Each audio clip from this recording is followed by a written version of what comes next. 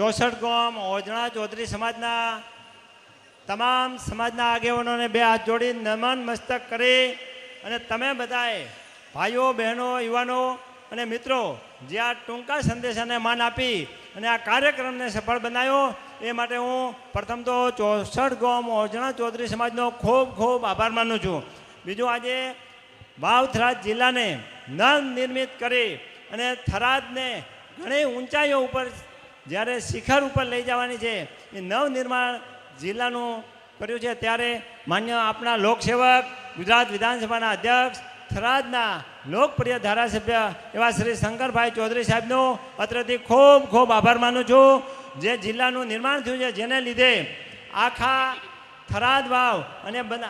જે આપણો જિલ્લો થવાનો એમાંથી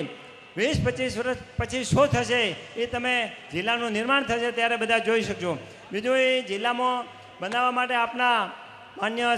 પૂર્વ સંસદ સભ્ય શ્રી પરબતભાઈ પટેલ સાહેબે પણ જે મહેનત કરી અને આપણને આટલા એટલે કે 40 વર્ષ સુધી ખૂબ જ મદદ કરી છે અને ખૂબ જ માર્ગદર્શન આપ્યું છે એવું આપણા પૂર્વ સંસદ સભ્ય શ્રી પરબતભાઈ પટેલ સાહેબને પણ ખૂબ જ દિલથી આભાર માનું છું. અને જેઓ એક સામાન્ય કાર્યકર તરીકે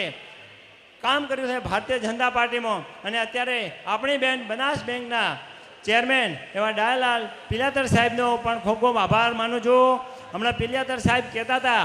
કે આવડો મોટો જે કાર્યક્રમ થયો છે